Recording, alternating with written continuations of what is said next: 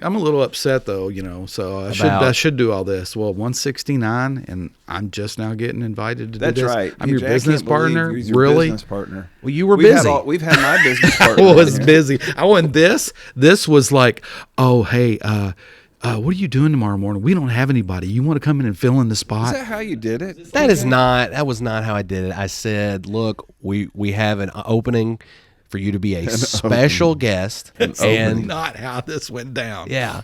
I just wanted to bring him on the podcast so if Leslie listens to it, she can hear your sexy beard that she likes. That's right. Hey, Leslie.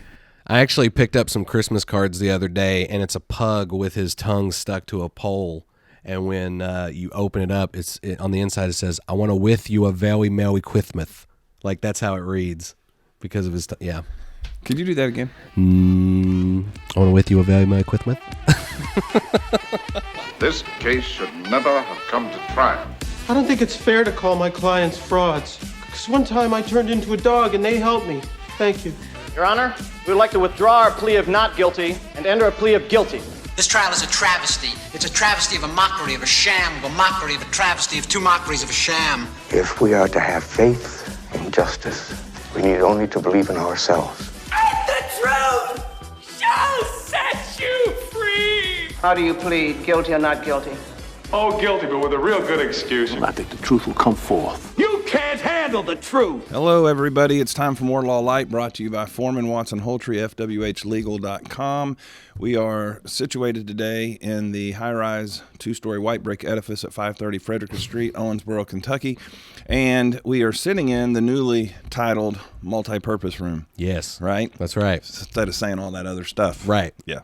And it's a great day. It's cold outside, kind of makes it feel Christmassy. Again, yesterday was nasty and got warm and rained, and it just felt like more like a spring day yesterday. Yesterday was more like It's a Wonderful Life. You're like, where's Christmas Where's at? Christmas at?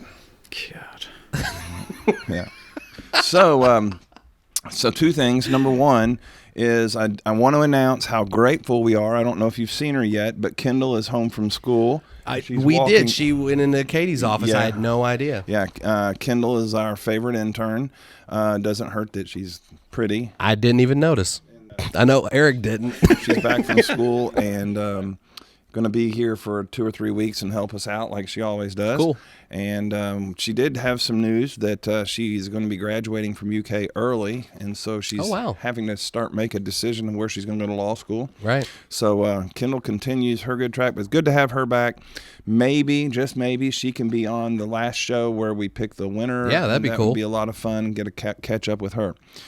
Second, we have a guest today, and the way that this happened was last week we were scrambling to find a guest because I said, PJ, who's our third person picker? And I gave you a blank stare. And you were like, yeah, right. So yesterday when we were planning on when we're going to record the podcast, I said, look, 8 o'clock sharp, which I was a few minutes late because I had to tend to a client. It happens. Then I said, and make sure you have the guest in line so we're not scrambling. Right. And you've done well. Please introduce our guest today. Well, today I scraped the bottom of the barrel to get our guest here. I was just getting ready to say he scraped the bottom of the barrel if he picked me, and you said that. You got to lean into the mic. Oh, sorry. Don't worry about it. Oh, my God, all the way in like this? Okay. Yeah, you got to get kind of close. Okay. Yeah. All right. Fortunately, it's not a boom mic. Has this been sanitized? Yes. Probably okay, just checking.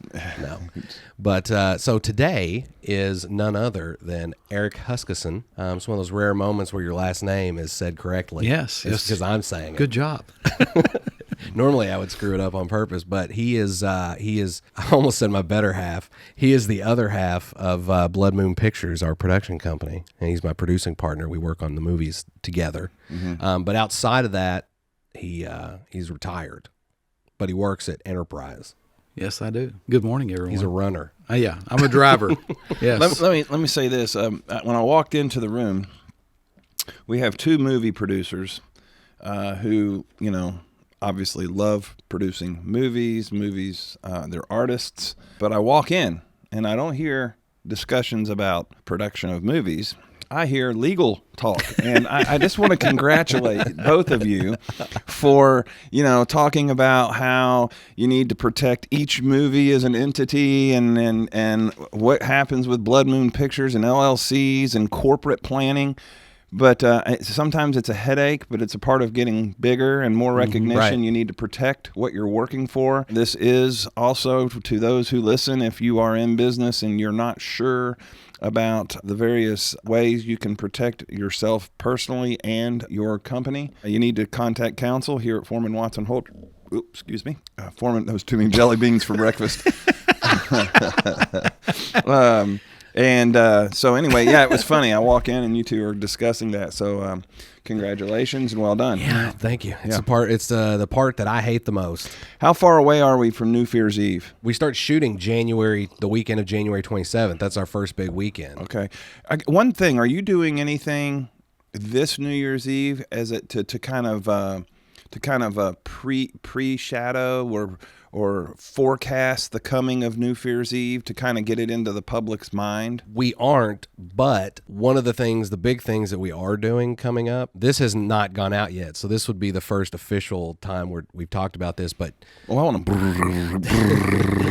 Drum roll, please. I was gonna say, that drum at first sounded like it needed a little bit of medicine. I needed to prime the pump.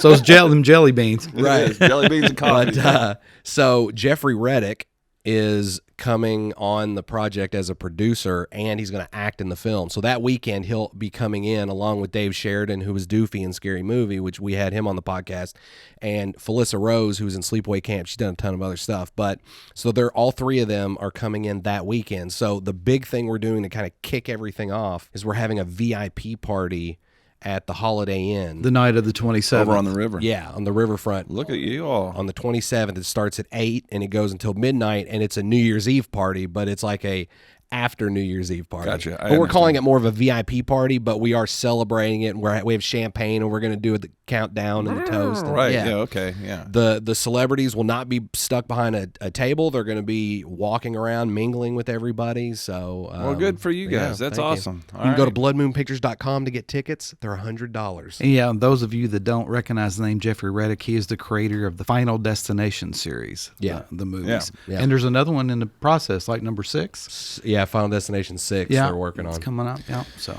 Well, good deal. I'm glad I asked. Yeah. I need to get that. So this would be the exclusive. Yes. Took me a second. Right. It's still early. Yeah. Yes. You haven't had enough jelly beans. No, I need a few. All right. Well, guess what? We are down to the festive four. The fabulous festive four. Fantastic. Right. Finalists. I'm going to be honest though. I am struggling for a name. What do they call is it just the final two? Is that what they call it? Championship. Okay. Well, I'm struggling for a festive it'll name. Hit you. It'll hit you. Okay. Yeah. What was the name of the event where Grinch gets the award? What was that award he won? We could maybe name it that. We could maybe. I'm gonna have to look that up because I'm not. It's not coming. You know what I'm talking about? The little girl votes for him to win the award. Yeah, I can't remember what that. I remember now you say that. I remember that, but I don't remember what it was for. Well, maybe that could be the name of we could call it the blank championship bracket. Anyway, maybe that's a possibility while you look it up. While PJ is looking that up, I am going to announce the bracket. I'm also going to announce some rules, and I'm going to do some reminders, okay? And then we will jump in here. First of all, this bracket began with 32 movies that were chosen to be in the bracket by PJ Starks. That's always his job, is to pick 32 movies. Those 32 movies are each given a number. The number gets put into a Christmas bowl. It's red. Now it has candy in it, but it's right here. We draw those numbers randomly. We have a witness to the draw. We then put the bracket together by, saying movie number 7 plays movie number 32. So the draw is totally random, and then we began a single elimination tournament, essentially, where we have 3 people, 2 voters, and then I cast the deciding vote if the 2 voters are opposed to one another. We also have public sentiment that does not count as a vote but can persuade us to vote one way or the other. This is our 3rd year of doing this, and the one key to remember is that this bracket, like the bracket, that going through the entire year, is missing 2 very well-known movies. It's missing Christmas Vacation, and it's missing Charlie Brown Christmas. And the reason it's missing those 2 movies is because they sit in the Foreman Watson Holtree Movie Bracket Hall of Fame, Christmas Movie Hall of Fame. And so they don't have to defend their title every year. They move on. So the winner this year will join those two movies and will never have to defend its title again. And so that's what we're playing for, is being recognized as a Hall of Fame Christmas movie. Did you find the answer? I did. And here's the problem. When you look up what award did The Grinch win, it won an Academy Award for Best Makeup in 2001 for Rick Baker because of that live action movie. Oh, no. So so I had to look up what award does Cindy Lou Who give The Grinch, and it's the Holiday Cheermeister Award. That's it. So this is going to be the Holiday Cheermeister Championship bracket. All right. All right. That sounds good. That's it. I think that's it. It works. Now, so let's make an announcement of the 4 finalists. These are all fantastic Christmas movies. They have battled hard to get here. There has been bloodshed. There's been tears. And some have died hard. Yes. Jeez. The movie of which you speak is the one that you have an agenda that showed me that you would be politically corrupt if you were ever in a position of. Well, yes. Only if it was a Christmas. If you had an movie agenda. bracket. Nope. You have an agenda. You proved your true salt, buddy. I like salt. In just a moment, we will be discussing whether Elf or A Christmas Story moves to the what is it called? The holiday Movie Bracket Championship. I've got the Holiday or Cheermeister Award. Okay, Cheermeister.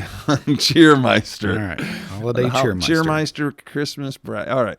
So will Elf or A Christmas Story advance? And then in the second part of the bracket for the Festive Four, the Santa Claus will be facing off against The Grinch Who Stole Christmas. Some great movies. I think everybody who has participated has done a great job to have it boiled down to these 4. The way this works, Eric, is since you're the guest, we're going to start off with Elf versus A Christmas Story. And you get to discuss the 2 movies, why you're picking the one you pick, and then we go to PJ. And then if you two are opposed to one another, I'll make the deciding vote. So thank you, Eric, for being with us today. Thanks for having me. I've never formally met you, I don't believe, but think the world of you, and I really respect what you and PJ do. And so with that being said, thank you. Jump right in there. All right, so I've got to pick between Elf and A Christmas Story and give reasons why. Right. Based off the 2, and I have seen them both. I haven't seen A Christmas Story, like I said earlier, in a very long time. I'm going to have to go with Elf here, and I know a lot of people are going to be mad at me over that because The Christmas Story has been out there for so long. You can go in the store and find those leg lamps and anything that has to do with The Christmas Story. And how old is that movie? Oh, goodness. We looked that up. Yeah, it came out in the 80s. But I'm going to have to give wasn't it? Elf the nod here. Jon Favreau did such a great job with that movie, and Will Ferrell playing the elf. Him throwing in the old school stuff in there with the old animation stuff, with bringing it in today's time, and then the comedy that went along with it. I got to give Elf the nod there. I've never been a big fan of The Christmas Story, so that's another reason. I guess I need to revisit that and watch it again because it's been a long time. But Elf is just to come out. I mean, the Santa Claus we'll talk about in a minute, when it came out, was a classic new Christmas movie that you haven't seen in a long time. But Elf, I just love the movie, so I have to go with it. Okay. So we got a vote for Elf. PJ? Oh, wrong again, Eric. First of all, Christmas Story, 1983. Yeah. I was thinking 83. I was like, is it 82 or 83? Because my birthday's I was thinking 82. it was older than that. Yeah. Well, it takes place in the 50s. Yeah, so. that might be where my mind's going Right. because of the way it looks. Well, you were 30 in 1950? Pretty close, yes. This is a tough one because I do agree with everything that Eric said in regard to Elf. It is a great movie. It's funny. Will Ferrell is just, it was inspired casting. Like, he was perfect for that role. James Caan was great as the dad. So but Elf to me is more of a modern classic. And I think what's happened here for me, this is an unfortunate pairing. And it's only because to me, A Christmas Story I grew up on. So when it comes to having emotional ties to a movie, A Christmas Story is one that I would say I gravitate to most, because even now, A Christmas Story is a funny movie. It's not like stupid funny the way Elf is, so there's probably more laughs in Elf, and there is a good story and everything in Elf, but A Christmas Story to me is like, I've seen it a gazillion times, and well, thanks to TBS, you kind of have to have seen it a gazillion times. I'm going to give it to A Christmas Story. Okay. All right. Well, before I make some comments here, let's jump right in. What was the public's vote? Well, they sided with Eric. They beat out A Christmas Story by quite a bit. Really? Yeah, they went with Elf. The public went with Elf. Mm-hmm. All right. So last night I got home late from visiting Dave at the hospital, and I get home and Missy is making spaghetti for supper. And I'm like, oh, spaghetti tonight. And she was like, yeah, well, we were decorating the gingerbread house, and you had all the candy out here, and we were watching Elf, and the scene came on when he was eating the spaghetti with syrup, and Jack says, can we have spaghetti for supper? And Missy said, as long as it's traditional and not with maple syrup. So, yeah, they watched Elf last night without me. But like I told you, and I want to tell everybody else, since last week, I have stayed up late, or I've finished them in the mornings when I'm getting ready, and I have watched all 4 of these movies since we last voted, okay? Because I wanted to be able to refresh, to watch kind of with a critical eye, instead of just bits and pieces that I see usually during the holidays. I wanted to watch them from beginning to end. In other words, I wanted to put on my best PJ. Okay. Right. I thought you would be really, really proud of the fact that I watched 4 movies. I am. I'm really surprised because immediately I thought, when did you have time to do this? Well, we also watched the movie with Vince Vaughn and Reese Witherspoon. So you watched a bonus Christmas movie. I watched a bonus Christmas movie. Oh, wow. Yeah, and that's a great movie. That's a fantastic movie. Yeah, Missy and I watched that one the other night. Okay, so this is very hard for me. It really is. I'm going to be making a pretty. I can see the struggle is real face you're making. Yeah. I really came into this thinking that I was going to vote one way. The more I think about it, the more I think that there are more ties to my life with A Christmas Story. But sometimes you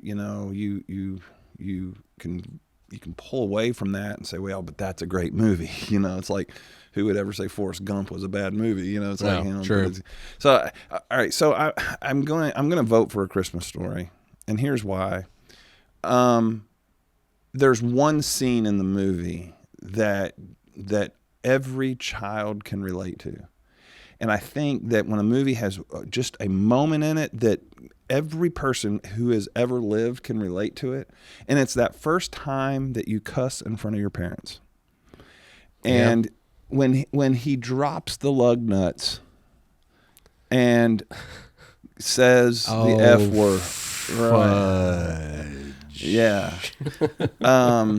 That is just like, that is a classic moment for me. And I'm like, when I watch that movie, like I wait for that period, moment. And then the whole part about him checking the mail every day to get the code and all, it's just, I love it. And it's going to edge out Elf for me this year. So it'll advance. I'm going to go with A Christmas Story. And Eric, I tell you, if this was hard, I get it. I mean, there's a lot of nostalgia going back with The Christmas Story, and you can relate to it because of the kid. Oh yeah, the BB gun. I can relate to the whole BB gun incident big time. Right. A lot of this year AT&T, I think, or Verizon's picked up on the flagpole, putting your tongue on the flagpole. They use that in their advertising. And Zach Braff is, what's his last name? Braff? Yeah, Braff. Braff. He's in those commercials with the guy from Scrubs. Is it a telephone? I think it is. Yeah, and he's got his tongue. Zach's got his tongue stuck to a pole. I haven't seen that. And he's talking to the guy, and he's like, "Is that a new AT&T phone or whatever, or like that. Verizon or whatever?" I actually picked up some Christmas cards the other day, and it's a pug with his tongue stuck to a pole. And when you open it up, on the inside it says, "I want to with you a very merry Christmas." Like, that's how it reads because of his yeah. Could you do that again? I want to with you a very merry Christmas. All right. Yep. A Christmas Story advances. All right. Congratulations. All right. We're going to move to the next one, which I think is going to get a lot of discussion. Hey, it's part of it. We're the next pairing, the next face-to-face street brawl, whatever. That's right. The Santa Claus and the Grinch Who Stole Christmas. The original. What year was it we decided? 1968. 68. I keep saying 68, but I'm pretty sure, I'm almost positive that's what it is. Let's see. Oh, 1966. Wow. I was off by 2 years. I was graduating high school then. Were you not going to say that, PJ? Don't lie. 66. You age well, Eric. He was getting his doctorate in 1966. I'm so used to him when a year comes up, it's like, hey, Eric, that's when you graduate from high school. Oh, that's when, Eric remembers when everything was still black and white. I really do. I remember that. So watch it, buddy. Yeah, I really Santa do. Santa Claus versus the Grinch Who Stole Christmas, and as we always do, then we alternate. So PJ, you're going to go first on this one. Man. Yeah, this is a rough one. So The Grinch is one of those movies that, once again, grew up with watching it every year. Here recently, I had a situation where I hadn't watched The Grinch Who Stole Christmas in a long time, and it came on TV, and I was just like fixated and watched it. And it's almost like when you don't watch something for so long, you're rediscovering it. So that's how it felt with The Grinch Who Stole Christmas. But man, like you said, when the Santa Claus came out, it was like an instant classic. It was so good. It was so funny, and it really encapsulated a lot of like the magic that you think of and feel about Santa as a kid, and you're along for that ride, and it's like you're seeing the behind the curtain and everything. And so I'm probably going to go with the Santa Claus. As much as I love The Grinch Who Stole Christmas, the Santa Claus is probably one that I've watched more since it released, even though the Grinch is one of those ones that comes on TV every year and all that. But like if I have an opportunity to sit down and watch one or the other, it's the Santa Claus.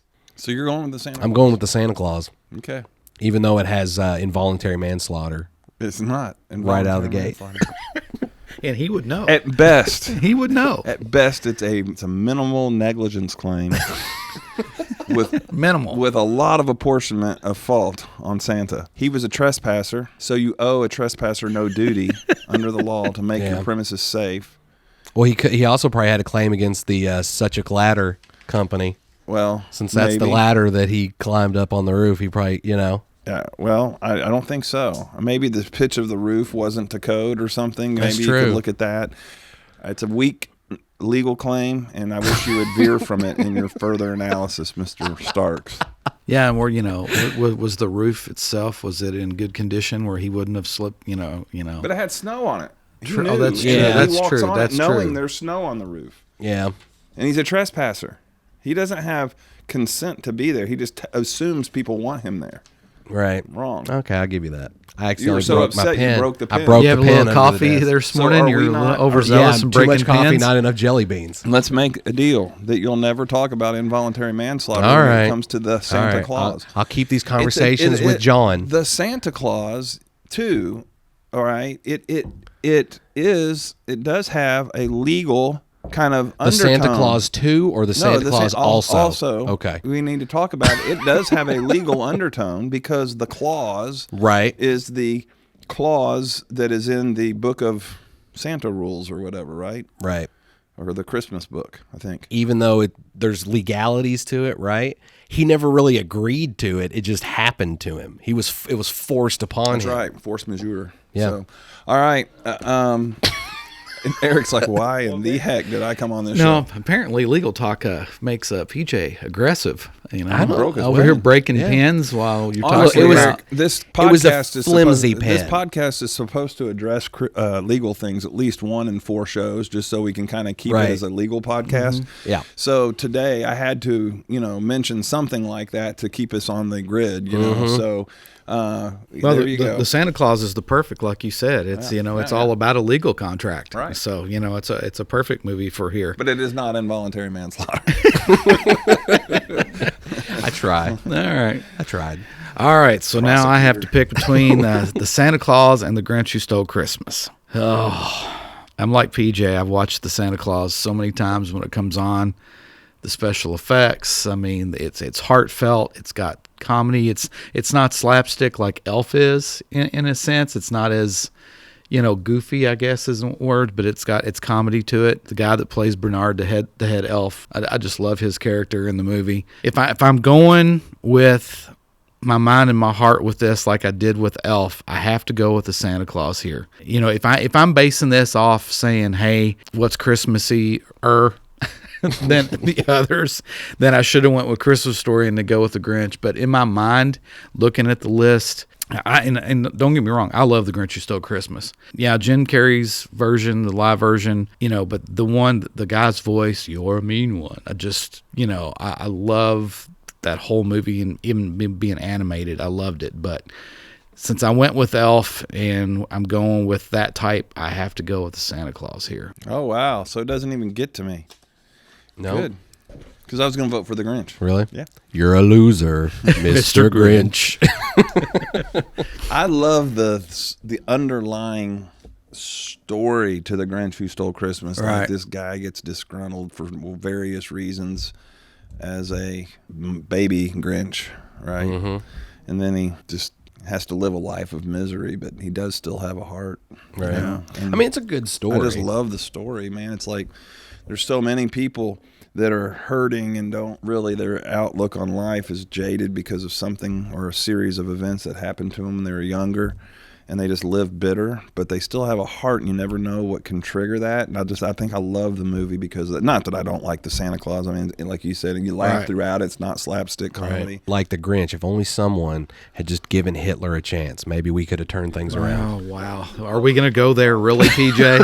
You're already aggressive enough bringing a pin, and now we're bringing up Hitler. What was the public's vote, by the way? The Grinch Who Stole Christmas. Yeah. I think it's a better movie, and you guys got it wrong, but that's okay. It's why we do this way. We can't always be right. I'm not going to push my agenda and force you to change. Ironically, so for some reason, when I get in the car, the podcast immediately comes on. Mm-hmm. It turns on. To me too. Yeah. And the episode that came on, this is what you just said made me think of this, but the episode that came on was the one where you talked about how as much as we want to be right, we can't always be right when it comes to legal matters. I don't remember that one. That's okay. I didn't either. I don't. Well, there's hold on. Let's see if it was about appeals. Okay, yeah, you're right. Okay, Eric, I got a question for you. Take a wild guess. Okay. And the PJ may have told you this, but do you know what episode number this one that we are on right now is? And remind you that these have been consecutive weeks. Okay? Haven't missed a week. Guess what episode number this is? Can you guess? No. I have no clue. Okay. Throw a number out. Throw a number out there. 119. You're closer than You're in the hundreds. You're in the hundreds. This is number 169. My first number in my head was 166, and I'm like, I don't think they've done that many. So Isn't I went that down. incredible? I almost went 160. That's awesome. So if you're doing the math, all right, there are 52 weeks in a year. And so 3 years is 156 episodes. We have done this more than 3 years consecutively, not missing a week. Nope. Now, for those that are in the entertainment industry and do podcasts for a living and live radio for a living, that may sound like whatever. Right. But podcasting is not what we do around here. Like we are lawyers and we run a business and we have to help over 850 clients who we have open files for to consecutively hit 169 podcasts, and with what I think is good quality sound and majority of the time something interesting to listen to. Yeah. Congratulations on that. Kudos to us. Yeah. Let's all pat our backs. Yeah. Here's what blows my mind is just the sheer reach of places the podcast gets listened in, like the areas around the world. We've actually made it to Hawaii. Like, yeah, we did. Yeah, but I'm talking about, like, we have listeners in the Philippines. We have that's Taiwan. Awesome. I mean, awesome. Yeah, it's really bizarre. Well, hello, Hawaii, Philippines, and Taiwan. Like, who in the Philippines is listening to us? Have you updated it lately to see if anybody got us from Alaska yet? I did.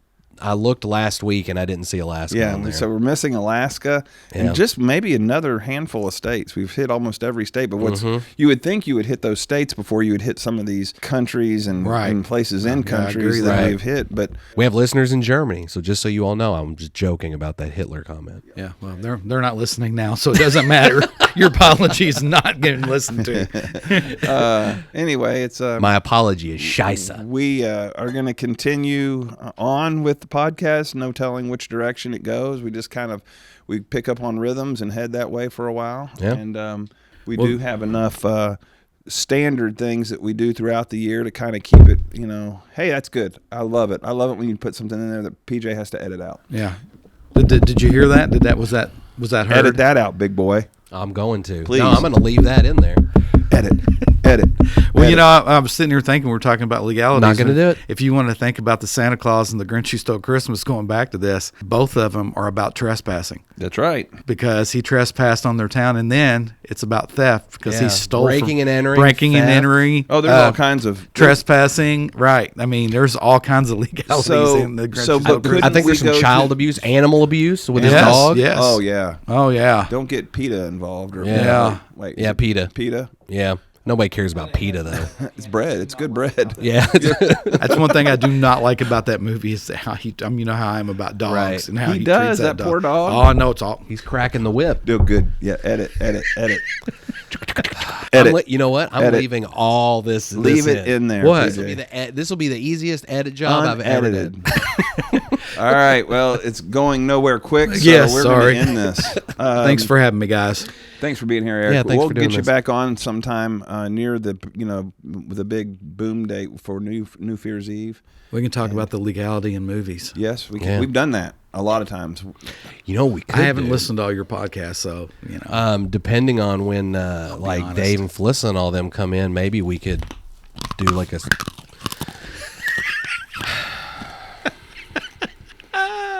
I'm not doing it now. I was gonna say we can bring the celebrities in and sit them down. You and talk said to it them, anyway. No, I'm not going to say it. This has been Law Light, brought to you by Foreman Watson Holtree, FWHlegal.com. If we can help you out anyway with legal matters, please give us a call. Look us up on our website or any of our platforms of social media. We do wish you a Merry Christmas.